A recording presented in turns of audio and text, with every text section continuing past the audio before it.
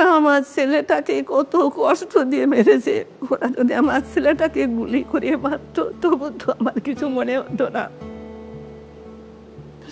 যে গায়ে আমি কোনোদিন কাউকে হাত দিতে দিই নাই, জোর গায়ে দাগ হবে, সেই গাটাকে ও তো কত কত বিক্ষত করে নিয়ে গেছে।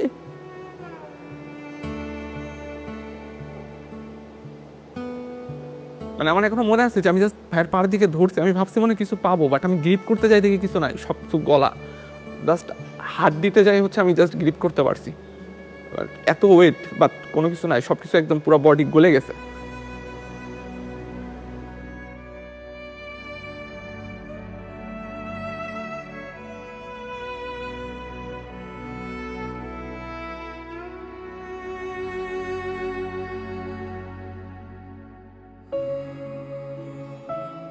আমি দেশ নিয়েও ভাবতো, ও সবসময় দেশের কথা চিন্তা করতো।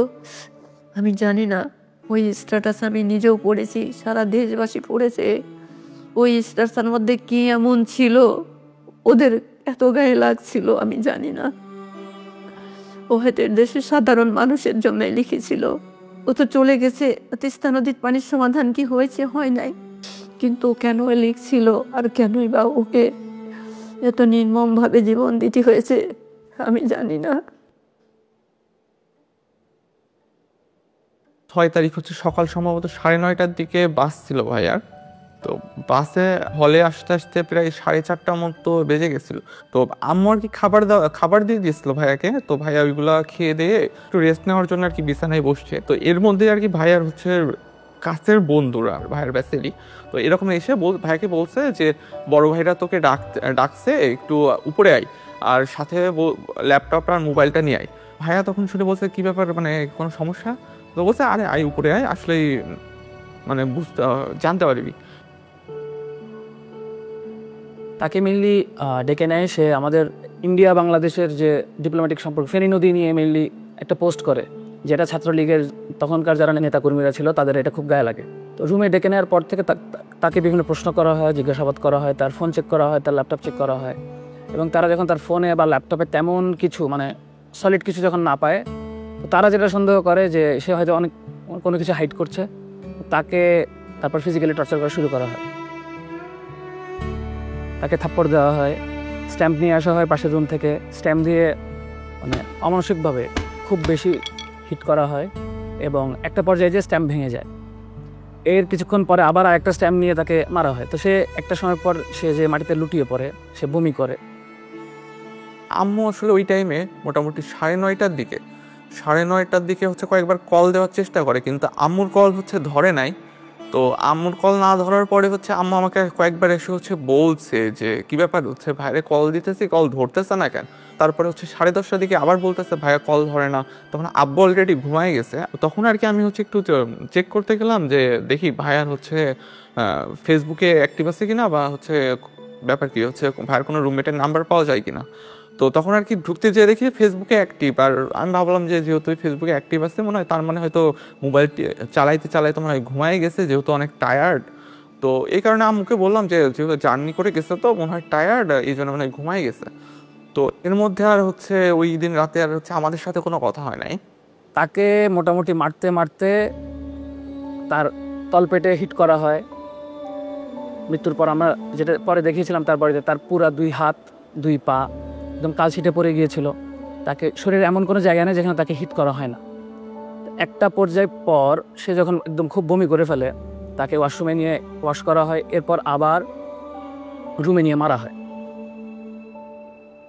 এই মারের মাঝখানে সে আমাদের যারা ব্যাচমেট ছিল, যাদেরকে সে চিনত, ইভেন তার রুমমেটও ছিল এর মধ্যে, তাদেরকে বিভিন্নভাবে রিকোয়েস্ট করে এবং কনভিন্স করার চেষ্টা করে যে সে আসলে কোনোভাবে কোনো কিছুর সাথে জড়িত না। পরিস্থিতি যখন খুব বেশি খারাপ হয়ে যায়, তারা ফাহাদকে ওয়াশ করে 2011 থেকে 2005 নাম্বার রুমে নিয়ে যায় চ্যাংদোলা করে। 2005-এ নেওয়ার পর তারা ছাত্রলীগের তখনকার নেতাকর্মীরা ঠিক করে যে তাকে যে করেই হোক মানে ডাক্তারের কাছে বা মেডিকেলে নিতে হবে। আবরারকে অ্যারেস্ট করার জন্য তখন অলরেডি পুলিশকে বলে দেওয়া হয়েছিল এবং পুলিশ গেটের বাইরে ওয়েট করছিল। কিন্তু পুলিশকে এই জন্যই তুলে দেওয়া যাচ্ছিল না, কারণ পুলিশ তখন বলেছিল যে হেঁটে যদি আবরার না আসতে পারে তাহলে তারা তাকে রিসিভ করবে না, কারণ তার দায় নিবে না। তারপর যদি কোনো সমস্যা হয় এটার দায় সে নিবে, তারা নিবে না। ফাহাদকে যখন 2005-এ নিয়ে আসা হয় তার আগেই ম্যাক্সিমাম যারা তাকে বেশি মেরেছিল তারা অলরেডি নিচে নেমে যায়, কারণ তারাও দেখছিল যে তার আসলে অবস্থাটা খুব ক্রিটিক্যাল। তখন আমাদের ব্যাচেরই কিছু যারা ছাত্রলীগ করতো তারাই এবং এক ব্যাচ সিনিয়র যারা ছিল এরাই বেশি মানে তাকে নিয়ে তখন হসপিটালে নেওয়া না নেওয়া এই কাজগুলো তখন চলছিল। তো সে যখন সিঁড়ির ল্যান্ডিংয়ে পৌঁছায় তখনই সে বলে যে ওকে নিয়ে আর টানাটানি না করতে একটু পানি খেতে চাই। আমার রুম নাম্বার ছিল 2007। আমি যখনই আসলে ওই সময়টা যখন মানে জেনেছি যে সে সিঁড়ির ল্যান্ডিংয়ে আছে, তো তখন যখনই বেরোতে চাই তখন ওখানে ছিল শামীম বিল্লাহ ছিল, সাইফুল ছিল আমাদের এক ফ্রেন্ড ট্রিপলির, এবং তারা মিলে তাকে মেনলি পানি খাওয়াচ্ছিল। তখনও তার রু ছিল। তা আমি আবার আমার রুমে ঢুকে ওই রুমে 2011-তে থাকা একজন প্রত্যক্ষদর্শী ছিল মোর্শেদ, তখন সে বলে আমাকে যে আসলে তার অবস্থা ভালো না। এর কিছুক্ষণ পর আমি ল্যান্ডিংয়ের ওখানে যখন পৌঁছাই তখন আবরারের তখন অলরেডি হুঁশ নাই। তো তার তখনও এক্সটার্নাল কোনো ব্লিডিং ছিল না, বাইরে কোনোভাবে কোনো ব্লিডিং ছিল না, কিন্তু তার তখন সে সেন্স ছিল না। তা আমরা ভাবি যে সে বেহুশ হয়ে গেছে হয়তো। তাকে আমরা 3-4 জন মিলে আমরা সিপিআর দিই। তাকে সিপিআর দেওয়ার সময় তার মুখ থেকে যে আওয়াজ বেরোচ্ছিলাম ভেবেছিলাম হয়তো কফ আটকে গিয়েছে। তো বসে তারপর কিছুক্ষণ পিঠের উপর বাড়ি দিতে থাকি, হয়তো ভাবি যে আসলে কফটা ক্লিয়ার হবে। এর কিছুক্ষণ পর ডাক্তার আসে। ডাক্তার যখন আসে তখন আমরা বারবার রিকোয়েস্ট করতে থাকি যে ওকে আমরা হাসপাতালে তাড়াতাড়ি নিয়ে যাই। আমি সেদিন রাতে ইমার্জেন্সি ডিউটিতে কর্মরত ছিলাম। তো রাত আনুমানিক 3টার দিকে আমি স্টুডেন্টের পক্ষ থেকে একটা কল পাই ল্যান্ড ফোনে, এবং আমাকে বলে যে একজন ছাত্র খুব অসুস্থ, আপনি একটু তাড়াতাড়ি হলে আসেন। অ্যাম্বুলেন্সে করে আমি শেরেবাংলা হলে যাই। যাওয়ার পরে আমি শেরেবাংলা হলের প্রথম তলা এবং দ্বিতীয় তলার মাঝখানে সিঁড়িতে আবরার ফাহাদকে ওখানে রেখে রাখা সহ অবস্থায় দেখতে পাই। পরে আমি তাকে পরীক্ষা নিরীক্ষা করি।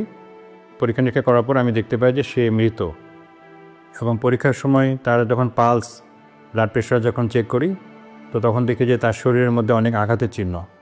পরে এখানে তার কাপড় চোপড়ও দেখলাম যে ভিজা, এবং পুরো শরীর তার একদম ঠান্ডা হয়ে গেছে। পরে আমি যখন নিশ্চিত হলাম যে সে মারা গেছে, আমি ছাত্রদেরকে বললাম তো সে তো বেঁচে নাই। এই কথা বলার সাথে সাথে আমার আশেপাশে যে সমস্ত ছাত্ররা এতক্ষণ ভিড় করেছিল সবাই যার যার মতো পালিয়ে চলে গেল।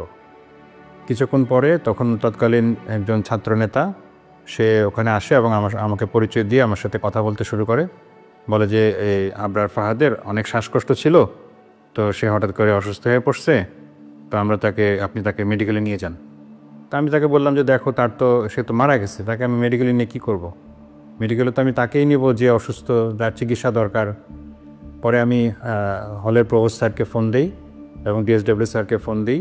ইতিমধ্যে ছাত্ররা যখন দেখছে যে আমি তাকে নিচ্ছি না, ওরা নিজেরা গিয়ে অ্যাম্বুলেন্স থেকে ট্রলিটা নামায় নিয়ে এসে তারা নিজেরাই আবরার ফাহাদকে ট্রলির উপর উঠে নিচতলায় করিডোরের সামনে তাকে রাখি। তো in the meantime DSW sir চলে আসেন, প্রভোস্ট স্যারও চলে আসেন। ওনাদেরকে আমি বললাম যে দেখেন ও তো মৃত। তো তখন পুলিশকে ফোন দেওয়া হয় এবং চকবাজার থানা থেকে পুলিশ চলে আসে অল্প সময়ের মধ্যে। আসার পরে পুলিশ তাকে নিয়ে তার সুরত হাল রিপোর্ট করে।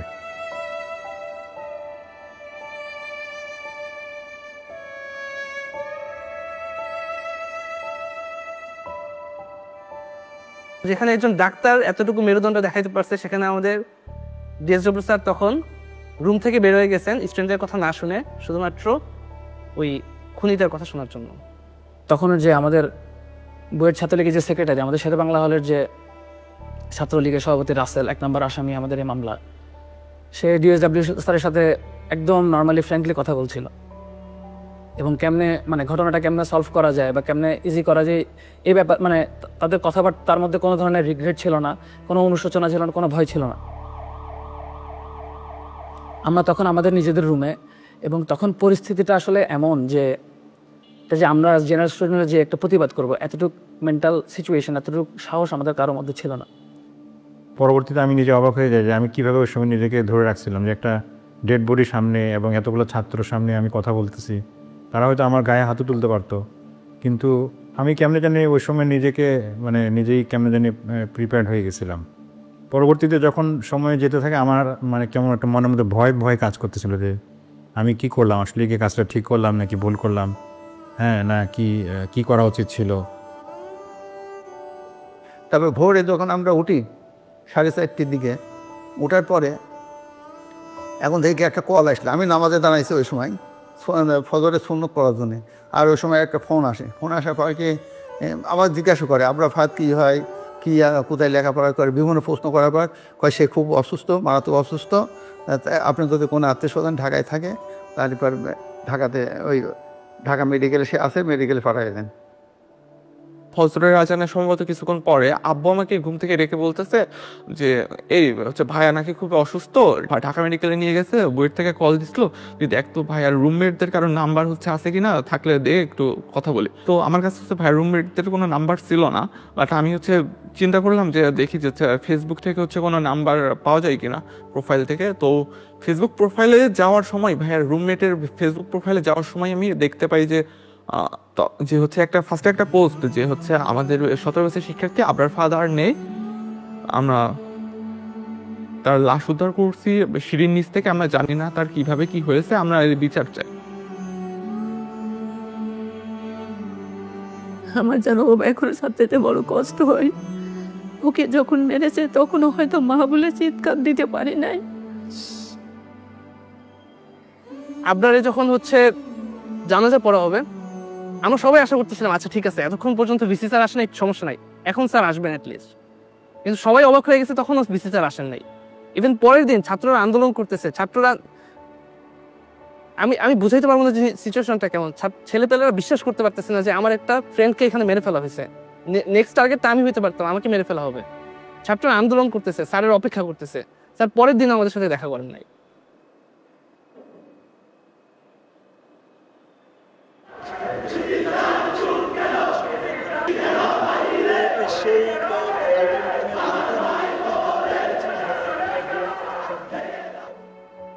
ইভেন আমরা একটা মিটিং করি ভিসি স্যারের সাথে তখন 11 অক্টোবর। ওই মিটিংটা হচ্ছে সব মিডিয়াও প্রচার করছে। মিটিংয়ের সময় আমরা ভিসি স্যারকে জিজ্ঞেস করি যে স্যার আচ্ছা ঠিক আছে, আপনি মেনে নিচ্ছেন যে ছাত্র রাজনীতি আপনি নিষিদ্ধ করবেন, ঠিক আছে আমরা মেনে নিতেছি, কিন্তু এটা কি চিরস্থায়ী হবে? তখন ওনার উত্তর ছিল যে চিরস্থায়ী তো তুমিও না আমিও না। একটা ছেলে মারা গেছে, তখন উনি এই কনফিডেন্সটা বা এইটুকু চেতনা তার মধ্যে জাগ্রত হয় না যে সে বলবে না আমি চেষ্টা করবো, আমি যতদিন আছি এই জায়গায় আমি কখনোই ছাত্র রাজনীতি ঢুকতে দেবো না।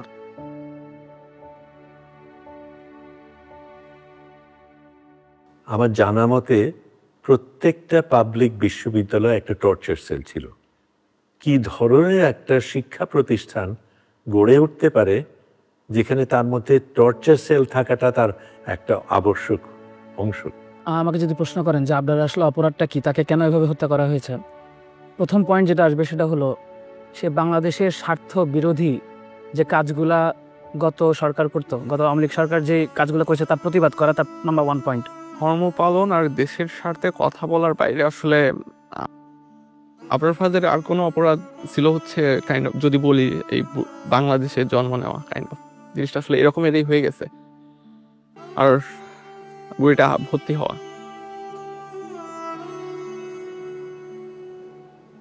ছাত্রলীগের যেই যেই ক্যারেক্টারিস্টিক্স ছিল সেটা হলো তাদের মতের বিরুদ্ধে যাওয়া যাবে না, এবং কেউ যদি তাদের মতের বিরুদ্ধে যায় তাদেরকে বিভিন্ন রকম করে ট্যাগিং করা হতো, এবং তাদের সবচেয়ে প্রিয় ট্যাগিং ছিল শিবির ট্যাগিং। ছাত্রলীগ আসলে আবরারকে শিবির ট্যাগ দিয়ে তাকে হত্যা করার একটা এক্সকিউজ পায় এবং তাকে শেষ পর্যন্ত হত্যা করে। ভাইয়ার মাধ্যমে জানতে পারবে যে আমাদের ইন্ডিয়ার যে বঞ্চনা, শোষণ বঞ্চনার কারণে আমাদের যে দেশের যে স্বাধীনতা বা সার্বভৌমত্ব কতটুকু ছিল এটা দেশের মানুষ জানতে পারছে। আর আশা করি যে ভবিষ্যতে দেশের মানুষ এই ব্যাপারটা নিয়ে সচেতন হবে। ভারতীয় আধিপত্যবাদের যেই রোলটা প্লে করতো আওয়ামী লীগ, এটা যারাই এক্সপোজ করতো বা যারা এটাই পাবলিকলি এক্সপ্রেস করতো, এটা আওয়ামী লীগের আসলে সহ্য হতো না। তো রুট লেভেলে ছাত্রলীগকে দিয়েই যারা এরকম প্রতিবাদ করতো তাদের শাস্তা করা হতো, এবং আমি মনে করি আবরারের যে হত্যাকাণ্ড এটা এরকমই একটা শাস্তা। আবরার ফাহাদ আর জুলাই দুইটা আসলে ওতপ্রোতভাবে জড়িত, কারণ আবরার ফাহাদে আমাদেরকে পথ দেখাইছে যে মানে আমাদের পথ দেখাইছে বলতে আমরা যারা সবসময় মনে করছি যে আমার কাছ তো পড়াশোনা করা, রাষ্ট্র কি করবে, পররাষ্ট্রনীতি কি হবে, ইন্ডিয়ার সাথে আমার কি সম্পর্ক হবে, এগুলো নিয়ে আমি মাথা ঘামে কি করবো, এগুলো তো রাজনৈতিক দলদের বিষয়। তো ওই জায়গা থেকে আবরার ফাহাদ আমাদের একটা বড় একটা অংশের জন্য সে পথ প্রদর্শক ছিল।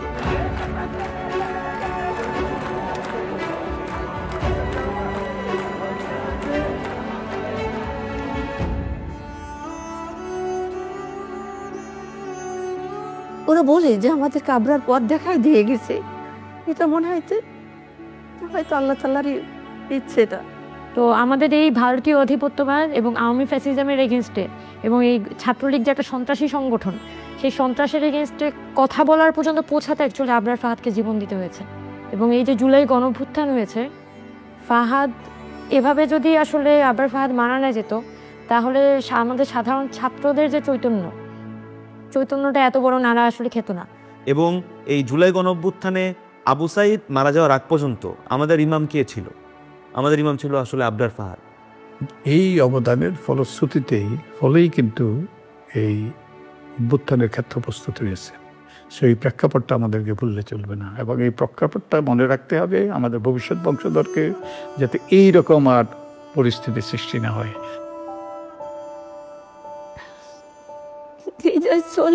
আমাকে ছেড়ে চলে গেছে, একবার মনে হচ্ছে না আমাকে ছেড়ে চলে আসছে।